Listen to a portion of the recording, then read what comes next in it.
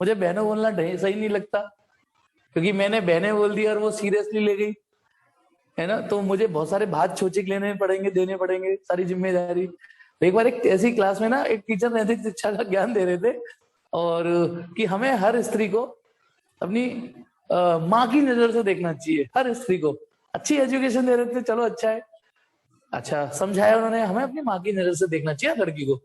तो समझ गए ना बेटा, आज से हर लड़की को माँ की नजर से कौन देखेगा। तो सबने अपने ऊपर ऊपर हाथ खड़ा कराया, ठीक है, ठीक, सबने अपना ऊपर हाथ खड़ा कर दिया, एक ने नहीं खड़ा किया। टीचर को गुस्सा आई कि नालायक है, कैसे संस्कार है इसमें, मैं समझा रहा हूँ फिर भी बदतमीजी कर रहा है खुले हम। तो भाई तू हर लड़की को अपनी माँ के समान नहीं समझेगा, है कि नहीं सर मैं नहीं समझूंगा। कि क्यों सर, इससे मेरी आदत तो सुधर जाएगी, फिर मेरे पापा की आदत बिगड़ गई, फिर मतलब मैं पापा की आदत बिगाड़ दूं। तो चलिए आगे बढ़ते हैं। अच्छा ये पहले सुनाया था, ओहो ध्यान नहीं देता बेटा। चलिए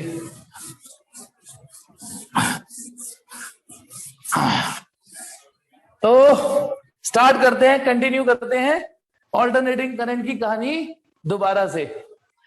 चलिए, अब मुझे ध्यान नहीं रहता बेटा, मेरे पिटारे में से जॉक्स, कौन सा जॉक सुना चुका हूं।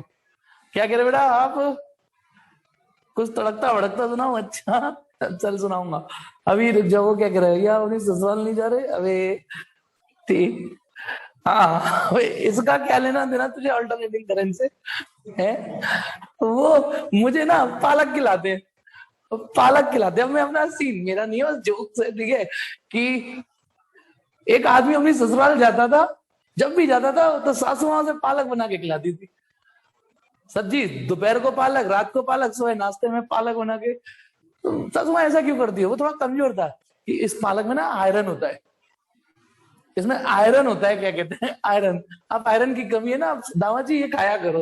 तो दामाद जी 4-5 दिन के लिए गए, सुबह नाश्ते में, दोपहर में, डिनर में पालक पालक, फिर अगले दिन पालक, फिर अगले दिन पालक। तो फ्रस्ट्रेट होके दामाद जी क्या बोले, बस करो सासू मां, अब क्या सरिया निकालूंगा तभी मानोगी, कि मैंने सरिया निकालूंगा तभी मानोगी कि आयरन की कमी बंद हो गई। हाँ मतलब इसका प्रूफ क्या मिलेगा जब सरिया निकालने लग जाऊं मैं पॉटी की जगह, कि हाँ भाई दामाद जी में आयरन की कमी नहीं रही। चलिए अक्षत कह रहा है ससुराल जाने में लैंड लो फॉलो होता है। चलो मेरे को समझ नहीं आया पर अच्छा लगा। हाँ चलिए अब मुद्दे पर आते हैं, फिर बातें चालू होती तो खत्म नहीं होती। अरे रिकॉर्डिंग ऑन थी ये, अब यार चलो कोई नहीं, मुद्दे पर आते हैं। कल मैंने ऑल्टरनेटिंग करंट का मैथमेटिक्स पढ़ाया था, अभी उसका फिजिक्स से आपको रिलेशन नहीं लग रहा होगा। चलिए अब फटाफट देखना जो मैं बोल रहा हूं। ऑल्टरनेटिंग करंट, फिलहाल मैं सिर्फ ये वाली पढ़ाऊंगा, एक ऐसी करंट जो साइनोसॉडियल होनी चाहिए। साइनोसॉडियल मतलब साइन या कॉस का ग्राफ है जिसका, जिसे हम साइन या कॉस से रिप्रेजेंट कर सकें। सपोज करो ये 0 है, फिर वो करंट बढ़ेगी बढ़ेगी बढ़ेगी और अपनी मैक्सिमम वैल्यू अचीव करेगी। मान लो ये करंट का ग्राफ है, ठीक है साथ, तो इसकी मैक्सिमम वैल्यू को आप आई मैक्सिमम या आई नॉट लिख सकते हो। फिर करंट घटेगी घटेगी फिर पलटेगी इस पॉइंट पर, इसकी ये वाली करंट भी माइनस आई नॉट मैक्सिमम ही है। और ग्राफ को हम ऐसे छोड़ देते हैं कि ग्राफ चलता रहेगा। 0 एक कंप्लीट ये हो जाए तो इसको हम कैपिटल टी बोलते हैं, एक कंप्लीट साइकिल बोलते हैं, कंप्लीट साइकिल। तो ये होगा t/2। तो ये जो मैंने ग्राफ बनाया है ना, इसमें आप चुपचाप सुनते चलो, इस आई को हम आई नॉट साइन ओमेगा टी से रिप्रेजेंट कर सकेंगे, क्योंकि ये ग्राफ साइन से मैच कर रहा है। बस इसकी मैक्सिमम वैल्यू आई नॉट, ठीक, आई नॉट साइन ओमेगा टी। अब चलिए इसको ऐसे भी लिख सकते हो, आई की जगह देखो, आई की जगह आई के ब्रैकेट में टी भी सजा के लिख सकते हो।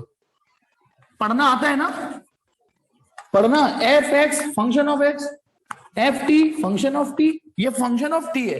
This is a current which depend on T. मैंने आपसे कहा करंट बताओ, करंट की वैल्यू बताओ, तो करंट की वैल्यू तो हर पल हर समय अलग अलग है ना।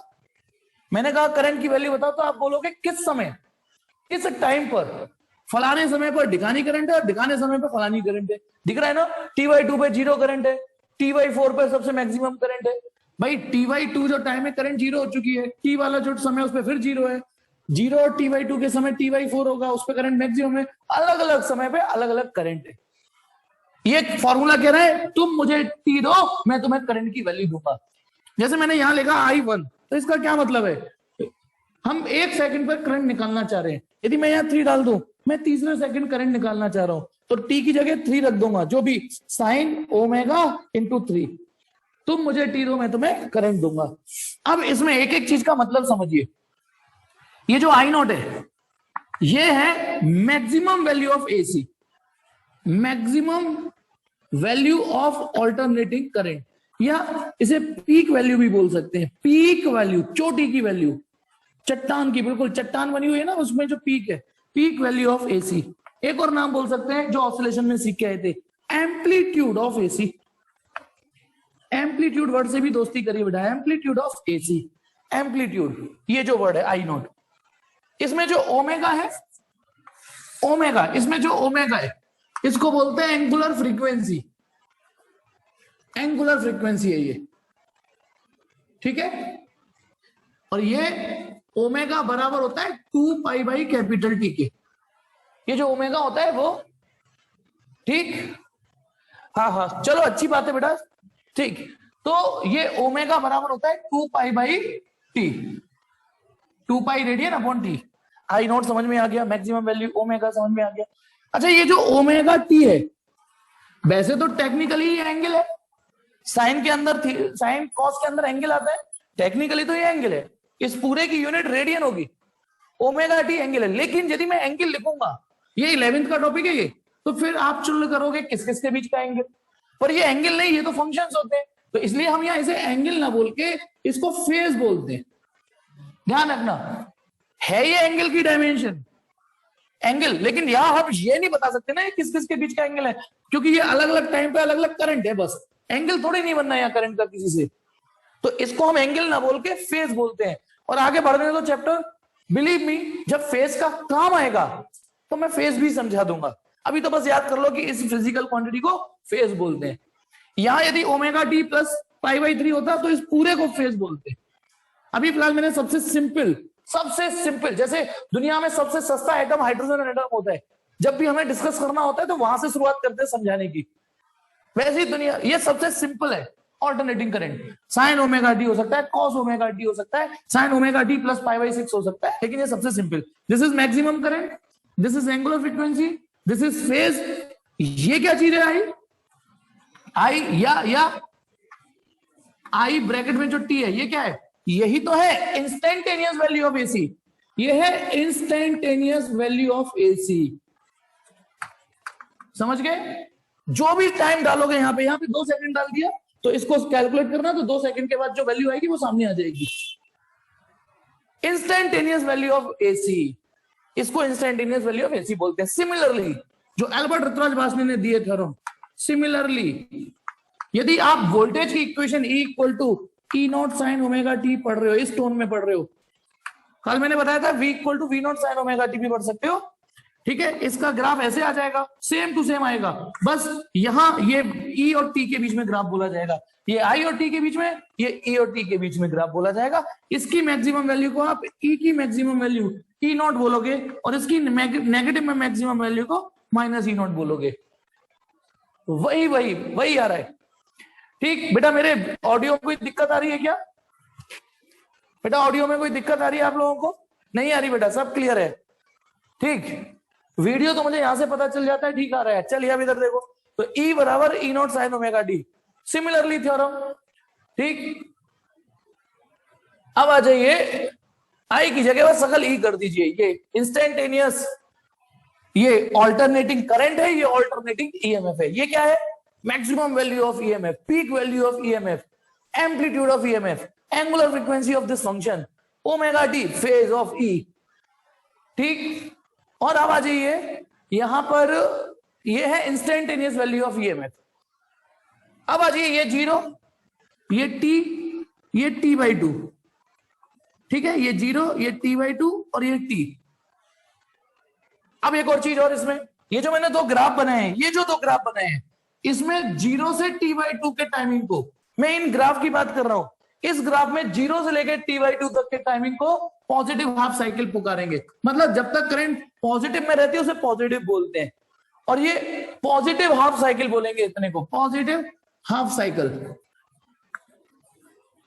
ये जो t/2 से कैपिटल टी तक का टाइम इंटरवल है, यहां से लेके यहां तक के टाइम इंटरवल को, इसको नेगेटिव हाफ साइकिल बोलेंगे, नेगेटिव हाफ साइकिल। और 0 से t तक के जो समय होगा पूरा, है ना, इसको बोला पॉजिटिव हाफ साइकिल, इसको बोला नेगेटिव हाफ साइकिल। अपनी नजर यहां पे भी लेके आइएगा। तो 0 से t का टाइम को, इसको फुल हाफ साइकिल बोलेंगे, है ना, फुल हाफ साइकिल, सिर्फ फुल साइकिल बोलेंगे, फुल साइकिल, ठीक है, ऐसा। लेकिन आप इसको रट मत लेना, क्योंकि सपोज करो ऑल्टरनेटिंग करंट का ग्राफ ऐसे आ रहा है बाई चांस, ये भी तो आ सकता है, कल बताया था, कल ये भी तो बताया था माइनस साइन वाला, तो बताना 0 से t/2 तक की टाइमिंग को यहाँ नेगेटिव हाफ साइकिल बोलेंगे आपको। अब 0 से t/2 तक का टाइमिंग नेगेटिव हाफ साइकिल है, t/2 से t तक का टाइम पॉजिटिव हाफ साइकिल है। तो थोड़ा सा दिमाग में रखना है इसको, ठीक है। तो ये चीजें समझ में आनी चाहिए कि अब जब हम कोई करंट का फंक्शन यदि हम इस तरीके से लिखें तो इसमें किस वैल्यू का क्या मतलब है। एक छोटा सा सवाल लेते हैं, झंडू सा सवाल, बताना यदि I बराबर 5 sin 314t ऐसे करके एक क्वेश्चन लिखी हुई है ना, बस राइट हैंड साइड में क्या चीज नहीं लिखी हुई है, t, वो तुम दोगे, तुम मुझे t दो, मैं तुम्हें I दूंगा। अब तुम t की वैल्यू डाल दो, I निकल के आता चला जाएगा, t की वैल्यू डालते जाओ, कैलकुलेट करते जाओ। चलिए, अब यदि मैं इसको कंपेयर कर दूं इससे, I बराबर I0 sin ओमेगा t से कंपेयर कर दो, तो आप देख लोगे कौन किसकी जगह रिप्लेस हो चुका है। I0 कितना है इसमें, 5 एम्पियर, ध्यान रखना एग्जांपल, यहां पे एम्पियर लिख रहा होगा। तो यदि मैं इसको इससे कंपेयर कर दूं, तो इसका मतलब इस करंट की, इस ऑल्टरनेटिंग करंट की जो मैक्सिमम वैल्यू है वो 5 एम्पियर है, मैक्सिमम, जो कभी कभी हुआ करेगी। एंड और क्या कंपेयर हो पा रहा है, एक ओमेगा कंपेयर हो पा रहा है 314 रेडियन पर सेकेंड। समझ में आ गया, कंपेयर करके साइन की जगह साइन है, ओमेगा की जगह 314 और टी की जगह टी है, तो ओमेगा 314 हो गया। अब इसमें एक चीज और वो पूछ लेता है, एक चीज और पूछ सकता है, वो क्या पूछ सकता है, फ्रीक्वेंसी बताओ। तो बेटा ओमेगा बराबर 2π/t, 2π और 1/t को न्यू भी लिख सकते हो, ठीक, 1/t को न्यू भी लिख सकते हो, 1/t को न्यू। तो अब आप बताइए, ये तो हो गया 5 एम्पियर, ये 314। अब बाई चांस वो कहे कि चलो फ्रीक्वेंसी भी बताओ, तो फ्रीक्वेंसी कैसे निकालेंगे, तो सिंस ओमेगा बराबर 314, ओमेगा को 2π न्यू लिख सकते हो। देखो ओमेगा 2π/t, 2π न्यू कुछ भी लिख सकते हो, तो 2π न्यू 314, 2 और पाई को ऐसी सिचुएशन में 3.14 ही लिखना, क्योंकि समझ गए होगी क्यों, क्योंकि इससे ये पूरा कटेगा 100 बार, फिर 2 कट जाएगा, फ्रीक्वेंसी आ जाएगी 50 हर्ट्ज, 50 हर्ट्ज। होपफुली समझ में आ गया आपको। इसी में एक चीज और घुसाता हूं मैं, ठीक, इमेजिन करो, चलो हटा देता हूं यहां, क्वेश्चन ये हो, नेक्स्ट एग्जांपल, मान लो voltage equal to 220 cos 314t दे रखा हो, ऐसे दे रखा हो, इतने वोल्टेज, ये वोल्टेज दे रखे हो, तब आपको इस जैसी इक्वेशन इसके सामने रखना, इस जैसी, कॉस में है ना, तो comparing above with, comparing above with E equal to, अब जबरदस्ती यहां साइन मत लिखना, अब यहां परिस्थिति के अनुसार अपने आप को ढाल लेना, E equal to E0 cos omega t लिखना। हालांकि जब अब इससे कंपेयर हो जाएगा, चीजें वही आएंगी, ये क्या चीज है E0 और ओमेगा इतना है, ये तो बताओ E0 कितना आ रहा है, मैक्सिमम वैल्यू 220 वोल्टेज आ रही है, ओमेगा कितना आ रहा है, वही 314 आ रहा है रेडियन पर सेकंड। आगे आप समझदार हो, कर ही लोगे। तो ऑल्टरनेटिंग करंट में यदि इक्वेशन ऐसी दे रखी हो, तो मैक्सिमम करंट, एंगुलर फ्रीक्वेंसी और फ्रीक्वेंसी कैसे निकाली जाती है, आपके सामने एक एग्जांपल मौजूद है। यहां एक चीज याद करने की है, यदि बात डीसी चल रही हो, डीसी फॉर डीसी, जो सेल करंट देता है उसकी फ्रीक्वेंसी 0 होती है, क्योंकि वो अल्टा पल्टी नहीं मारती, वो कोई ऑसिलेशन नहीं कर रही होती है, वो एक स्ट्रेट करंट चल रही होती है, तो उसकी फ्रीक्वेंसी कितनी, 0, याद कर लीजिए। एसी में आती है फ्रीक्वेंसी, अच्छा हमारे घरों में जो एसी सप्लाई आती है ना, हमारे घरों में एसी सप्लाई जो आ रही है, देखो बेटा एक मिनट, कई लोग बार बार चलिए, तो प्लीज, तो इसे याद कर लीजिए कि यदि डीसी हो तो डीसी की फ्रीक्वेंसी नहीं होती, डीसी की फ्रीक्वेंसी 0 होती है, डीसी की जो सेल से करंट मिलती है। फ्रीक्वेंसी होती है एसी में। अच्छा आपको एक बात बता दूं नॉलेज के लिए, हमारे इंडिया में ये तो सबको पता है कि वोल्टेज 220 आते हैं, सबके घर में आते हैं कि नहीं। यदि वो 220 नहीं आ रहे तो कुछ गड़बड़ हो रही है ट्रांसफार्मर में या कम वोल्टेज आ रहे हैं। लेकिन केवल एसी की पहचान उसके वोल्टेज से नहीं होती, साथ में फ्रीक्वेंसी भी लिखी रहती है 50 हर्ट्ज। हमारे इंडिया में 220 वोल्ट 50 हर्ट्ज की फ्रीक्वेंसी के साथ आते हैं, यानी ये फ्रीक्वेंसी से ही चल पाएंगे हमारे डिवाइस। थोड़ा बहुत इधर उधर चल जाता है, जैसे 220 के 210 230 आ जाते हैं तो डिवाइस कर जाती है, 50 की 60 हो जाती है चल जाता है। लेकिन स्टैंडर्ड वोल्टेज हमारे इंडिया में 220 वोल्ट 50 हर्ट्ज की फ्रीक्वेंसी चलती है। 50 हर्ट्ज, पता है 50 हर्ट्ज का मतलब, एक चीज समझिए शायद कुछ अच्छा लगे। 50 हर्ट्ज, 50 हर्ट्ज का मतलब एक सेकंड में 50 ऐसी वेव्स बनेंगी, एक सेकंड में 50, समझना। ये एक, ये दूसरी वेव, ये तीसरी, ये चौथी, पांचवी, छठी, ऐसी मान लो ये डॉट डॉट डॉट डॉट, ये 50वीं, ये सब एक सेकंड में हो जाएगा आपके में, समझना। इतनी फ्रीक्वेंसी की एसी आती है। 50 हर्ट्ज, 50 पर सेकंड भी बोल सकते हो इसको, 50 हर्ट्ज को 50 साइकिल्स पर सेकंड भी बोल सकते हो। तो समझिए 50 साइकिल्स पर सेकंड, ये रही एक वेव, ये रही दूसरी वेव, तीसरी वेव, चौथी, और ये लास्ट 50। तो एक सेकंड के अंदर ऐसी 50 वेव आएंगी हमारे घरों में। अब होता क्या, एक चीज बताता हूं, एक सेकंड में 50 वेव्स आने का मतलब समझ रहे हो, ये करंट एक सेकंड में 100 बार जीरो की वैल्यू अचीव करेगी। 100 बार, देखो यू आई तो जीरो, फिर घट के आ गई जीरो, फिर ये आएगी जीरो, जीरो, जीरो, जीरो, समझ रहे हो, क्योंकि एक साइकिल में 2 बार करंट जीरो छू रही है। जब एक वेव बनती है तो 2 बार करंट जीरो वैल्यू अचीव कर रही है, समझ रहे हो। देखो आप, जब ये यहां जा रही है, कोई भी एक वेव बन रही है, ठीक है, तो जैसे 1 2, अब अगली वेव बनी तो 1 2, इस तरीके से। यानी बताइए एक सेकंड में यदि 50 हर्ट्ज जा रहे हैं तो इसका मतलब बल्ब 100 बार बुझेगा, बुझेगा कि नहीं, क्योंकि जब बताना, जब 100 बार करंट जीरो हो गई है, 100 बार करंट जीरो हो गई है, तो वाकई एक सेकंड में बल्ब 100 बार बुझेगा यदि। लेकिन क्वेश्चन आता है सर हमें ऐसा महसूस तो होता नहीं है ना, हमें ऐसा महसूस तो होता नहीं है, ठीक है। नहीं बेटा, मैं जो जानता हूं वो मैं समझा रहा हूं, ये तो समझ में, ये भाई जब करंट जीरो हो रही है तो वो बल्ब क्या जलाएगी, है ना। तो सुनिए, बल्ब या एलईडी है, ये बंद तो होते नहीं है। तो एक बिल्कुल अक्षत ने एक सही वर्ड टाइप किया, exact word, persistence of vision. एक होता है परसिस्टेंस ऑफ विजन, हमारी आंखें इस सेंसेस, मतलब यदि कोई चीज एक सेकंड में 15 से ज्यादा बार फ्लक्चुएट कर रही तो हमारा आंखें उसको जस्टिफाई नहीं कर पाती। 1/16 होता है, सॉरी, हाँ 16 सेकंड, सॉरी मैं 15 बोल गया, 1/16 होता है। तो पता है ये सब इतनी जल्दी होगा, इतनी जल्दी होगा। अच्छा, दीपावली पे जब लाइट जलती है, उनका देखो अलग अलग तरीके की लाइट जलती है ना दीपावली पे। एक तो होती है सिंपल झालर लगा दी, एक होती है ना डरावनी सी लाइट होती है। डरावनी सी क्या, बंद हो जाएंगी फिर अचानक से ऐसे जल के डरावती है जो है नहीं। तो उनमें तो आपको बल्ब जलना बंद होना दिखता है, लेकिन घर में इसलिए नहीं दिखता क्योंकि फ्रीक्वेंसी 50 हर्ट्ज, यानी एक सेकंड में 100 बार। तो ये इतनी जल्दी होता है, इतनी जल्दी होता है कि हमारी आंखें इस लायक बनी ही नहीं है। उससे ज्यादा तो मैंने डरा दिया। नहीं चलो, अरे नहीं वो लाइट भी डराती है यार, रात में कुछ तो ऐसे करती है जलीली, यूं करती है, तो वो तब भी ठीक है। लेकिन वो जो डरावनी सी होती है, अचानक बंद फिर बंद, ऐसे, ठीक। चलिए अब आ जाइए प्लीज बेटा, मेरे को जो समझाना है वो मैंने समझा दिया। अब मैं ये हर चीज में चुन नहीं कर सकता, ठीक है, हर चीज को नहीं समझा सकता।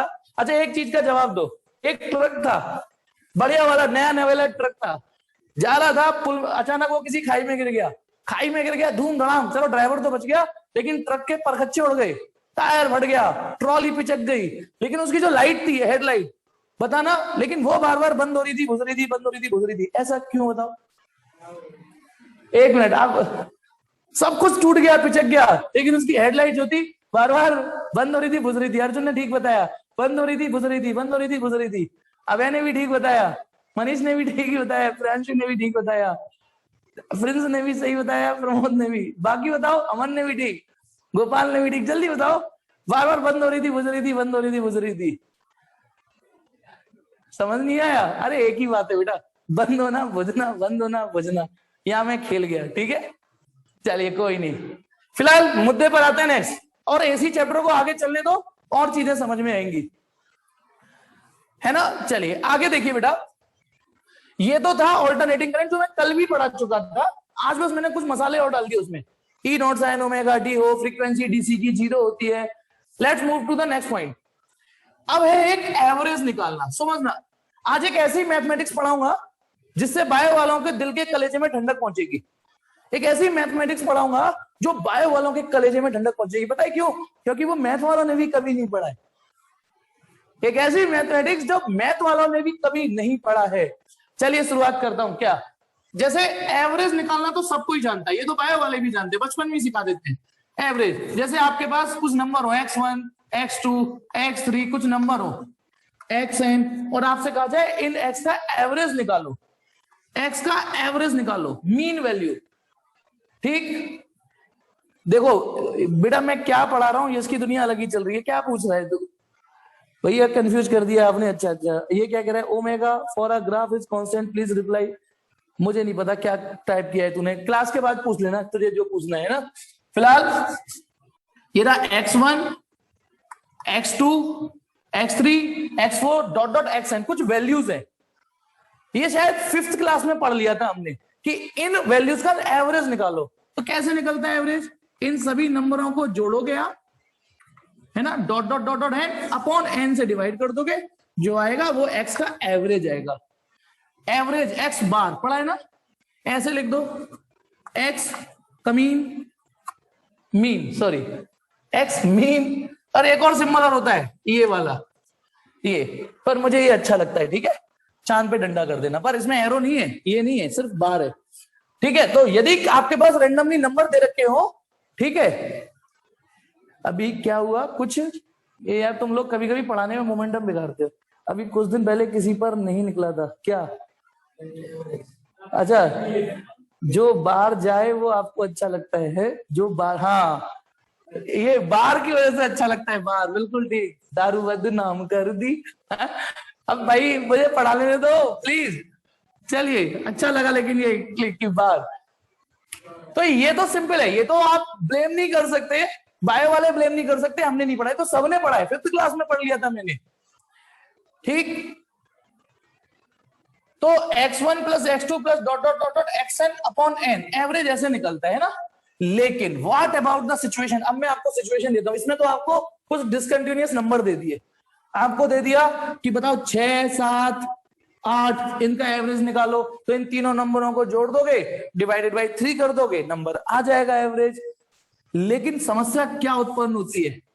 अच्छा, इसमें निकालने के लिए लिमिट तो फिर, जैसे मैंने कहा आपको वैल्यूज तो बतानी पड़ेंगी ना। जैसे 1 से लेके 10 तक के जितने भी नंबर हैं उनका एवरेज निकालो, तो आप यहां से आप करोगे 1 प्लस 2 प्लस 3 प्लस, है ना, इन नंबरों को जोड़ोगे अपॉन 10 से डिवाइड मार दोगे।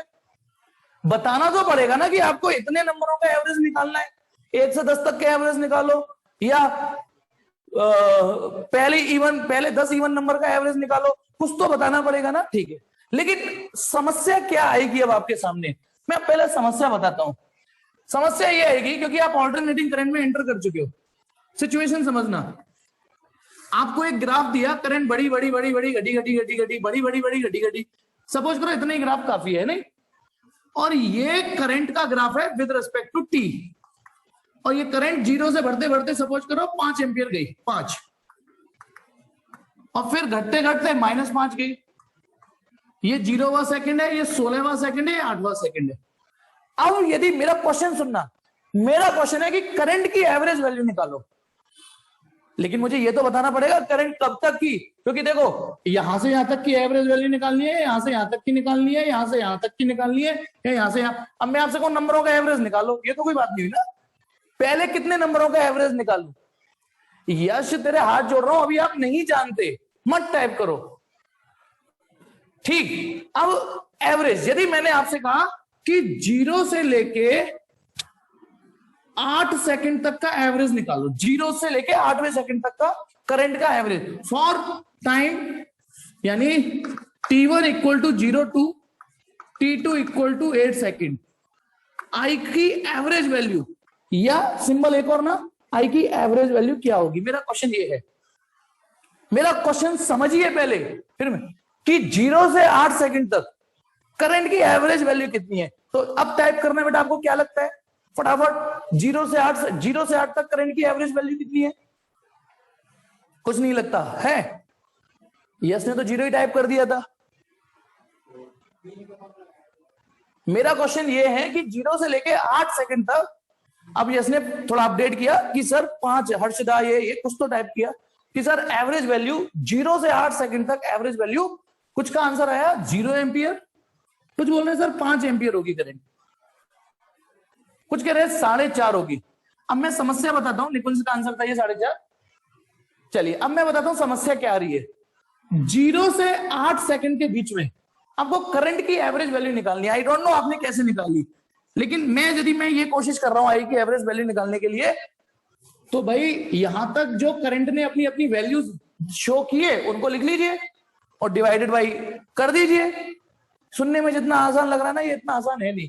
बताना, करंट की वैल्यू 0 हुई, फिर 1 एम्पियर हुई, फिर 2 एम्पियर हुई, फिर 3 हुई, फिर 4 हुई, फिर 5 हुई नहीं हुई? फिर 5 के बाद फिर 4 हुई, 3 हुई, 2 हुई, 1 हुई, 0 हुई, है ना, अपॉन 1 2 3 4 5 6 7 8 9 10 11, मैंने 11 से डिवाइड मार दिया। सुनना मेरी बात हरेंद्र, मैं आ रहा हूं। कभी कभी मुझे लगता है चैट बंद कर देनी चाहिए, मुझे बंद कर देनी चाहिए चैट। होशियारी पे लोगे बिल्कुल, मैं कह तो रहा हूं वेट एंड वॉच। ये देखिए, जितना पूछो उतना आंसर देने के लिए आगे मत बढ़ा करो। अब मैंने कहा कि मुझे 0 से 8 सेकंड तक, 0 से 8 सेकंड के बीच में करंट ने जो अपने अपने चेहरे दिखाए हैं उनका एवरेज निकालो। 0 से 8 सेकंड के एवरेज। अब करंट 0 से 8 सेकंड में यदि कोई ये लिखता है कि सर 0 से 1 होगी, 1 से 2 हो गई, 2 से 3 4 5 ये करके अपॉन 11। लेकिन यदि मैं कहूं कि यार करंट की वैल्यू तो 0 से धप्पा करके 1 तो नहीं हुई है ना, क्या 0 से धप्पा होकर 1 पहुंच गई है? तो ये तो मुझे गलत लग रहा है। सारी वैल्यूज लीजिए ना, सारी वैल्यूज लीजिए, है ना, उनका एवरेज निकालिए, तो आप देखोगे ये गलत है टेक्निकली। अब आप कहोगे हाँ सर समझ गए, 0 के बाद हुई है 0.5, फिर हो गई है 1, फिर हो गई है 1.5, फिर हो गई है 2 एंड सो ऑन। अब चुल्ल क्या होगी? करंट क्या धप्पा करके 0 से 0.5 थोड़ी नहीं हुई है? समझना, करंट की वैल्यू 0 से 0.5 धप्पा करके तो नहीं पहुंची है ना, इनके बीच में जो वैल्यूज है आपको वो भी लेनी पड़ेंगी यदि एक अच्छा आपको एवरेज निकालना है, एक्यूरेट एवरेज निकालना है। तो ये तो गलत है ही। अच्छा, इससे भी गलत क्या है कि 0 से 5 हो गई, 5 से 0 हो गई अपॉन 3, गलत है ये भी, क्योंकि करंट 0 से 5 नहीं हुई है। अच्छा मुझे बताना, हाँ या ना में जवाब देना, क्या कोई ऐसा समय आया है जब करंट 3.5 एम्पियर रही थी? हाँ। क्या ऐसा समय आया जब करंट, इस ग्राफ को देख के बताइए, कि करंट 3.5 एम्पियर रही थी कि हाँ? अच्छा 3.25 एम्पियर रही थी? हाँ। 2.5 एम्पियर रही थी? हाँ। 1.25 एम्पियर रही थी, यानी 1.45, 1.75, हाँ। 1.35 रही थी, हाँ। अद्धा पौआ, ये सारी वैल्यूज है ना इसमें। तो आप कैसे 0 के बाद सीधे 5 फिर 0 ले सकते हो, या 0 के बाद 1 फिर 2 फिर 3 4 ऐसे ले सकते हो, या 0 के बाद यदि मैं 0.5 लेता हूं तो फिर बीच की वैल्यू मिसिंग होगी। एक अच्छा एवरेज निकालना है, यदि आपको एक एक्यूरेसी निकालनी है, तो 0 इस टाइम इंटरवल से लेके इस टाइम इंटरवल तक करंट की जो जो वैल्यूज हैं, जो जो, उन सबको सम में आना, उन सबका समेशन आना चाहिए कि नहीं आना चाहिए? मैं आप लोगों से पूछना चाहता हूं भाइयों और बहनों, मैं आप लोगों से पूछना चाहता हूं कि करंट की सारी वैल्यूज शामिल होनी चाहिए नहीं होनी चाहिए? बोलो। हाँ बहनों आई है निकल के, चलो कोई नहीं, हाँ जल्दी बताओ सारी वैल्यूज। तो अब आप समझ सकते हो, मैंने आपके सामने पहले आपके सामने समस्या रखी, ठीक है, कि जब हम ऐसी कंटिन्यूटी, इसमें ना कंटिन्यूटी बन रही है, ये एवरेज निकालने में क्या था, आपको बीच बीच में नंबर दे दिए जाते थे, आपको बीच बीच में नंबर दे दिए जाते थे, ठीक है, उनका एवरेज निकाल लेते थे। लेकिन इसमें समस्या क्या आई, अभी तो मैं समाधान बताऊंगा, ठीक। न्यू नेम ऋतुराज दामोदर दास वासने, अच्छा चलिए प्लीज इधर देखिए। लेकिन हाँ, यदि मैं आपको ये समस्या समझाने में सफल रहा, समस्या को समझाने में सफल रहा, तो इसका मतलब आपको मैं आगे की चीज भी समझा दूंगा कि यार अब नहीं निकाला जा सकता है एवरेज इस कॉन्सेप्ट से, इस तरीके से। बताओ क्या समस्या आ रही है इस तरीके से इस्तेमाल करने में कि यार हम कौन कौन सी वैल्यू उठाएंगे, बावरे हो जाएंगे। अच्छा, इसको ऐसे लिख सकते हो ना, अगला step, sigma x upon n, या एक्स आई डाल दो। तो बेटा अब हम समझ गए कि, अब सुनिए जो मैं कॉन्सेप्ट दे रहा हूं, यदि कोई ऐसा फंक्शन है जो टाइम का फंक्शन है, अब सुनिए नेक्स्ट, ये आप मैथ वालों ने भी नहीं सुना, एनी फंक्शन जो टाइम का फंक्शन हो और उसका एवरेज आपको निकालना पड़ जाए, जैसे यहां आई जो कि टाइम का फंक्शन थी, इसका एवरेज निकालने की सोची हमने, तो दिक्कत क्या होती है कि हर मिली सेकेंड में कोई ना कोई एक वैल्यू होती है, हर मिली सेकेंड में 0 से 0.5 नहीं, 0 से 0.25 भी हुई होगी। तो आप सिग्मा नहीं, इंटीग्रेशन करना है, फिर आपको वो पूरा फंक्शन तोड़ देना है, इनफाइनाइट पार्ट्स में तोड़ देना है, एक एक वैल्यू निकल आए, एक एक बिल्कुल निचोड़ देना है। उसके बाद सिग्मा नहीं, उस एफ टी का तोड़ दीजिए dt टाइम इंटरवल में और इंटीग्रेट कर लीजिए। इंटीग्रेट का मतलब ही होता है समेशन। इंटीग्रेशन का मतलब यानी सिग्मा नहीं, इंटीग्रेशन करिए और यहां पे लगाओगे t1 से t2, जितना भी टाइम इंटरवल का आपको वैल्यूज तोड़नी है। आपको यदि आपने लिमिट यहां 0 से 8 सेकंड लगा दी, 0 से 8, तो उसका मतलब 0 से 8 सेकंड तक करंट की जो जो वैल्यूज होंगी ना, उनको तोड़ के जोड़ लेंगे हम, उनको जोड़ लेंगे। यदि मैंने यहां लिमिट 8 से 16 डाल दी, 8 से 16, तो 8 से 16 के बीच में जो जो करंट की वैल्यूज होंगी, उन छोटी छोटी करंट की वैल्यूज को इकट्ठा कर, ध्यान है ना, सिग्मा का ही अपडेट वर्जन इंटीग्रेशन होता है। मैं इसमें सपोज करो 0 से 4 भी डालता हूं, डाल सकता हूं, 4 से 8 सेकंड भी डाल सकता हूं, तो जो भी टाइम इंटरवल है वो लिमिट लगाइए और उस टाइम इंटरवल में जो उस फंक्शन की वैल्यूज हो, उन सबको तोड़ लीजिए एक छोटी छोटी वैल्यूज में, उनको इंटीग्रेट अपॉन dt, जितने भी टाइम इंटरवल आपने डिवाइड किए हैं t1 से t2। ये फॉर्मूला है, नो डाउट पहली बार पढ़ रहे हो, समझ में नहीं आया तो रट लीजिए, इसी का अपडेटेड वर्जन है। हालांकि जो डिनोमिनेटर है ना, इसको थोड़ा सिमिट्री बनाने के लिए ऐसा कर दिया, वरना इसका इंटीग्रेशन तो एंड टू एंड हो गया। इसके लिए तो बताओ dt का इंटीग्रेशन मन में कर लीजिए, dt का इंटीग्रेशन t, लिमिट t1 से t2, t2 माइनस t1, खत्म। मतलब कितने टाइम इंटरवल आपने डिवाइड किए। ये होता है एवरेज निकालने का तरीका उस समय जब ग्राफ ऐसे आ रहे हो। मतलब ग्राफ से मतलब नहीं, सॉरी, जैसे v बराबर u प्लस ए है, सही करूंगा शायद, तो v भी तो t का फंक्शन है, हर वो फंक्शन जो t का हो। t क्या चीज है बेटा, ठीक, यश आपने 11th ढंग से पढ़ो, और मैंने तो 12th में भी ढंग से पढ़ाया है, ठीक है ना, 12th भी ढंग से। अब मैं आपकी हर समस्या का जवाब नहीं दे सकता, क्योंकि मेरे को लगता है फिर फिजिक्स की बजाय यहां रुकना पड़ेगा मुझे,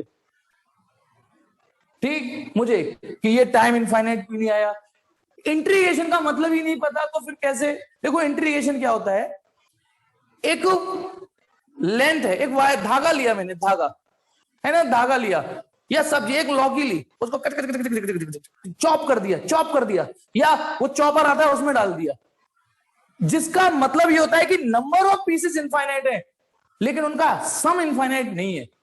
बताना, यदि मैं उस धागा है, एक मिनट सुनना, मैंने 1 मीटर धागा लिया, उसे कैंची से डेली काटता हूं, मैं डेली काटता हूं, डेली काटता रहता हूं, है ना, पीसेस हो गए, कट गए, तो बताना, लेकिन बाद में सवाल ये देना है कि उन सभी पीसेस को जोड़ दूं तो क्या टोटल 1 मीटर से ऊपर बढ़ सकता है क्या।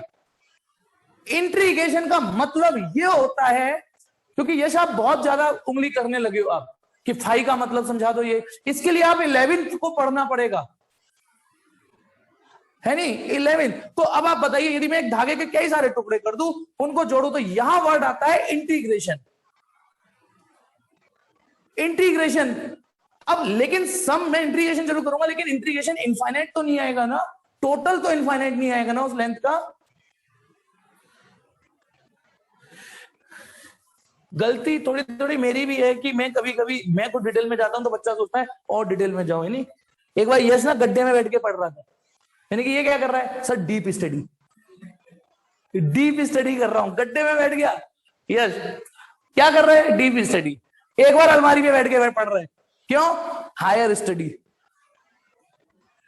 रिकनेक्ट कर लो बेटा, जनता की मांग। तो देखिए बेटा, तो मैंने आपको अभी जो समस्या बताई थी, उस समस्या का समाधान, हाँ रिकॉर्डिंग ऑन कर दी है, वो ये है कि पहले उस टाइम इंटरवल में जितनी भी उस फंक्शन की वैल्यूज है उन सबको लीजिए, उन सबको जोड़ दीजिए, और जितनी बार आपने डिवाइड किया नंबर ऑफ टर्म्स उससे डिवाइड कर दीजिए। मतलब इसी का अपडेट वर्जन है ये, इसी का अपडेट वर्जन है। इसको रट लीजिए, रट लीजिए, रट लीजिए।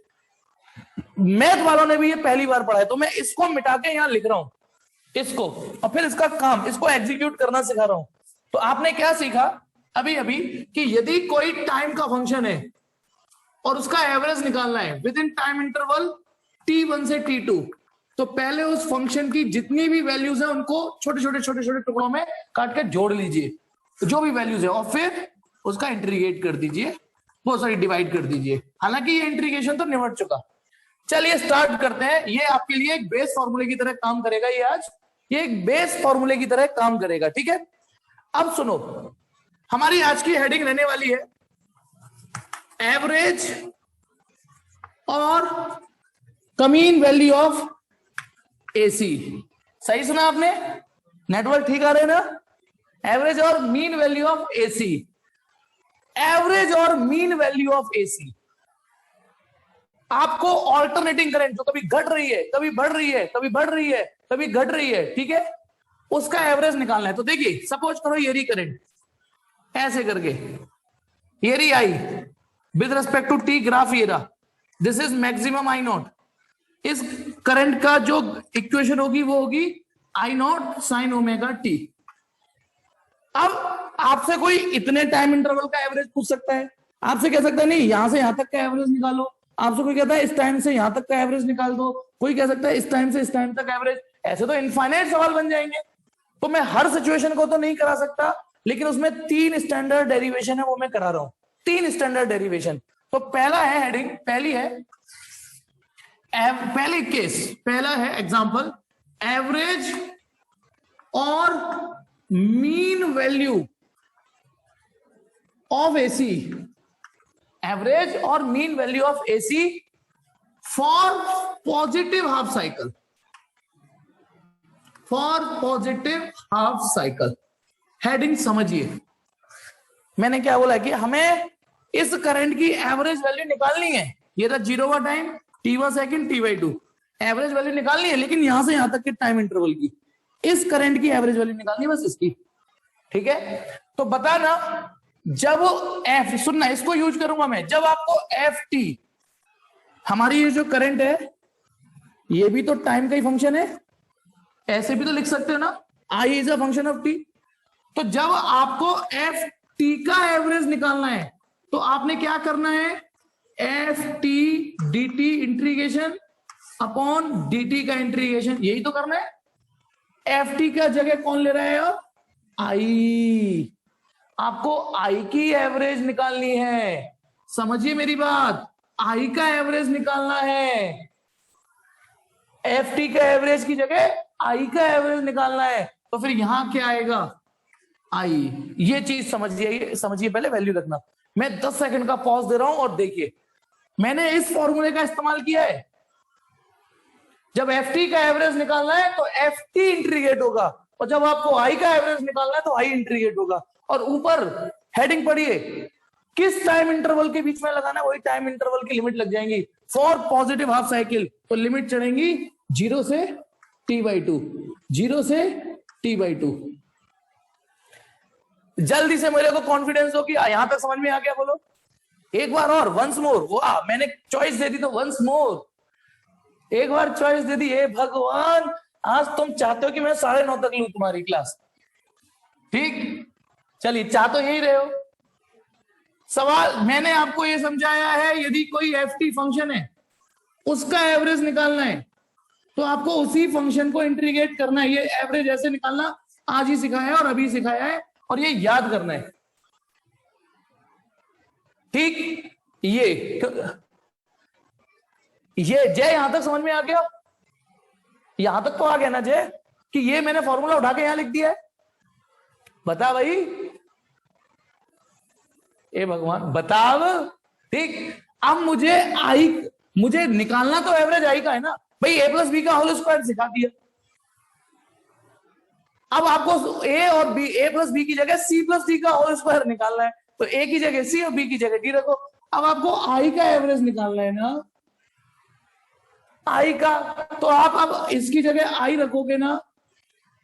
आई डोंट नो कि बेटा हर जगह क्यों अटका देते हो मुझे, या तो मैं बहुत गंदा पढ़ाने लग गया हूं या बहुत गंदा पढ़ने लगे हो। अब टाइम लिमिट, लिमिट बताइए जल्दी बताइए।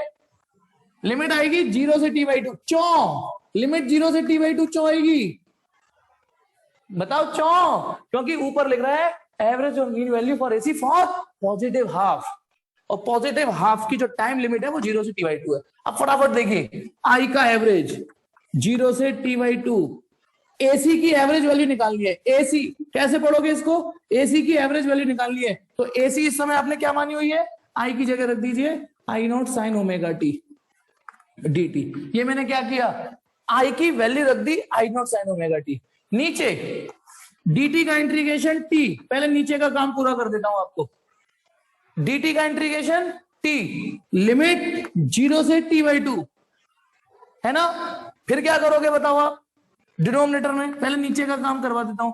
बताइए upper limit minus lower limit है ना, upper limit minus lower limit, फिर क्या होगा बोलो, नीचे डिनोमिनेटर बताए बताए बताए, नीचे t रहेगा 2 ऊपर पहुंच जाएगा, यही तो रहेगा ना, ठीक भाई t by 2 तो 2 ऊपर पहुंच जाएगा। अब ऊपर वाला अब बताइए, इसमें आई नोट बाहर ले लीजिए, अंदर रह गया sign omega T D T, limit 0 से t by 2, आई नोट बाहर आ जाएगा क्योंकि I naught is a peak value, T के रेस्पेक्ट इंटीग्रेशन कर रहे हो तो टी के फंक्शंस बाहर नहीं जाएंगे। और ये इंटीग्रेशन मैंने कल रटा दिया था, बाय वालों से कहा था रट लेना कि sine omega T D T का integration within time limit 0 से t by 2। बताइए क्या आएगा बोलो जल्दी बोलो। मैं अगला ये देखिए, आई नोट की जगह आई नोट, और आई नोट की जगह इस इंटीग्रेशन क्या आया था बेटा, 2 अपॉन ओमेगा, 2 अपॉन ओमेगा और upon t by 2, t by 2। तो ये आई की एवरेज वैल्यू 4, हाँ मैंने ऊपर भेज दिया था लेकिन वापस नीचे ले आया था मैं ताकि मैं अच्छे से समझा पाऊं, मैंने मिटा दिया था अगला स्टेप, आप चेक करिए। आई नोट की जगह आई नोट, इस इंटीग्रेशन की वैल्यू 2 अपॉन ओमेगा और नीचे t by 2 t by 2। इसको सॉल्व कर लीजिए तो बेटा 2 ऊपर पहुंच के 2 to the 4 I naught omega into t, 4 I naught omega t 2 pi होता है, omega into capital T 2 pi होता है, तो आई की average value 2 I naught upon pi. लेकिन कंडीशन अप्लाइड है बेटा, ये आई की एवरेज वैल्यू परमानेंट नहीं है, ये आई की एवरेज वैल्यू इस टाइम इंटरवल की, इस टाइम इंटरवल के लिए है ये। This is average value of AC for positive half cycle है। जल्दी से इसका स्क्रीनशॉट मारिए, टिक टिक 1 2 3 4 5। अब है इसमें एवरेज और mean value of AC for negative half cycle, negative. तो बताइए जब एफ टी का एवरेज निकालते हो तो एफ टी इंटीग्रेट करना पड़ेगा। अब आई की फिर से एवरेज निकालनी है, आई का एवरेज फिर से निकालना है, तो यही फॉर्मूला लगेगा बस। अब यहां टाइम की लिमिट चेंज हो जाएंगी बेटा, यहां टाइम की लिमिट चेंज हो जाएंगी बेटा, टाइम की लिमिट। बताइए अब टाइम लिमिट क्या आएंगी, अब टाइम लिमिट आएगी t by 2 से t, t by 2 से t, t by 2 से t। होपफुली कि समझा पा रहा हूं मैं।